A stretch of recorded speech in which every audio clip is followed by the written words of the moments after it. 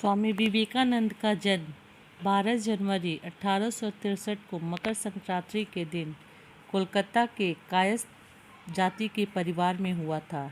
इनके पिताजी का नाम विश्वनाथ दत्त को कोलकाता हाई कोर्ट के प्रसिद्ध वकील थे और मां का नाम भुवनेश्वरी देवी, जो एक धार्मिक विचार की महिला थी और हिंदू धर्म के प्रति काफ़ी यशस्थ रखती थी।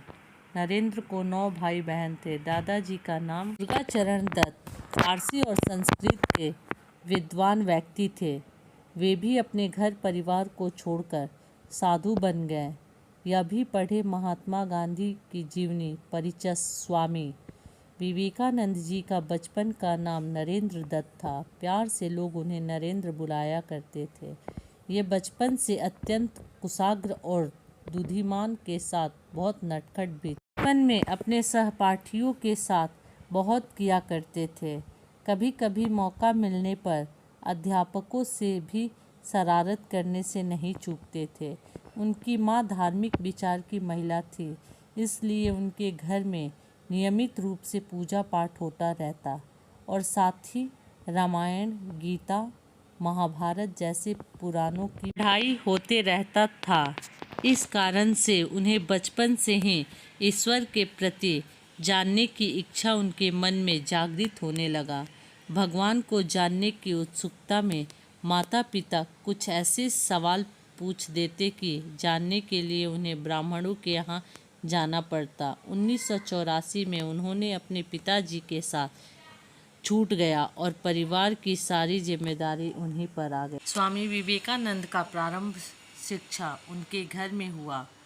1871 में 8 साल की उम्र में ईश्वर चंद्र विद्यासागर में मेट्रोपॉलिटन संस्था के नाम से करवाया, जहां से उन्होंने स्कूल की पढ़ाई की। 1877 अपने परिवार के साथ रायपुर चले गए। फिर 1 साल बाद 1878 में अपने घर आ गए। कोलकाता के प्रेसिडेंसी कॉलेज के प्रवेश परीक्षा में प्रथम डिवीज़न से पास होने वाले एकमात्र छात्र थे। कॉलेज के समय स्कूल में हो रहे खेलकूद प्रतियोगिता में हमें भाग लेते थे। उन्होंने दर्शन शास्त्र, धर्म, सामाजिक विज्ञान, इतिहास, कला और साहित्य जैसे विषयों की शिक्षा प्राप्त किए थे। यह भी पढ़े भारत के सबसे कम उम्र के महिला जासूस सरस्वती राजमणि का जीवन। इसके अलावा वेद, उपनिषद, भगवद गीता, रामायण, महाभारत और कई हिंदू शास्त्रों का गहन अध्ययन किए थे। इसके बाद भारतीय शास्त्रीय संगीत का भी प्रशिक्षण ग्रहण किए। संक्रांति चर्चा कॉलेज असेंबली ट्यूशन से पश्चिमी तर्क, पश्चिमी दर्शन और यूरोपीय इतिहास अध्ययन किए। 1884 में उन्होंने कला स्नातक की डिग्री प्राप्त की। 1860 में उन्होंने स्पेंसर का किताब एजुकेशन को बंगाली में अनुवाद किए। इसके बाद उन्होंने 1984 में ग्रेजुएशन की डिग्री प्राप्त की। महासभा संस्था के प्रधान अध्यापक ने लिखा, नरेंद्र सच में एक बहुत बुद्धिमान व्यक्ति है। मैंने कई सारी अलग अलग जगहों यात्रा किए हैं, पर उनके जैसा प्रतिभाशाली व्यक्ति कभी नहीं देखा। यहाँ तक कि वे जर्मन विश्वविद्यालय के दार्शनिक छात्र में भी नहीं देखे। स्वामी विवेकानंद जी को बचपन से ही ईश्वर के प्रति जानने का जिज्ञासा था, इसलिए उन्होंने एक बार महर्षि देवेंद्रनाथ से उन्होंने एक सवाल पूछा, क्या आपने कभी भगवान को देखा है? उनके इस सवाल को सुनकर महर्षि देवेंद्र आश्चर्य में पड़ गए। उनकी जिज्ञासा को शांत करने के लिए उन्होंने रामकृष्ण परमहंस के पास जाने की सलाह दिए। उसके बाद स्वामी जी ने रामकृष्ण परमहंस को ही अपना गुरु बना लिया। उनके बताए सद्मार्ग पर चलने लगे।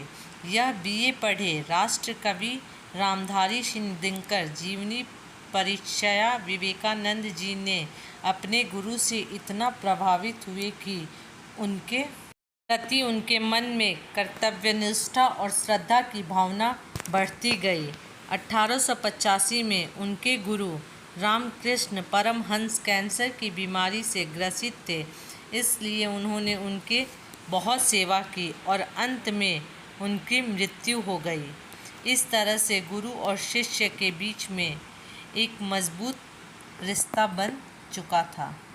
इसके बाद उन्होंने अपने ग्रुप रामकृष्ण परमहंस के मृत्यु के बाद उन्होंने 12 नगरों में रामकृष्ण संघ की स्थापना की।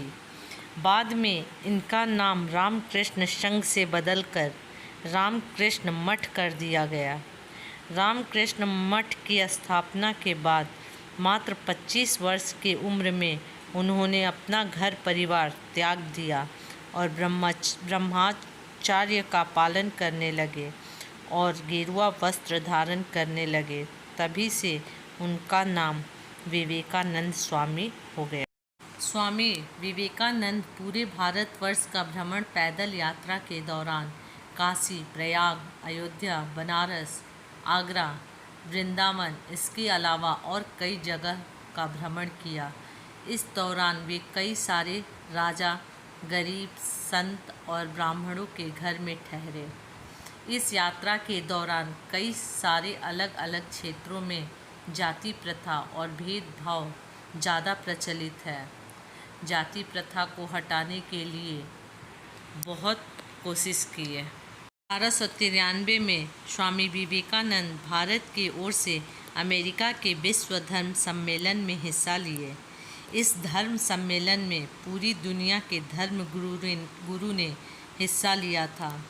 इसमें भाग लेने वाले सभी लोगों ने धार्मिक किताब रखे और भारत की ओर से भागवत गीता को रखा गया। इस सम्मेलन में स्वामी विवेकानंद जी को देखकर विदेश लोग काफ़ी मजाक उड़ाते थे, पर उन्होंने कुछ भी नहीं बोला। वे मंच पर जाकर my brother and sister of America से संबोधित कर भाषण देना शुरू किए, तब पूरा सभागार उन्हें तालियों की गड़गड़ाहट से उनका स्वागत किया।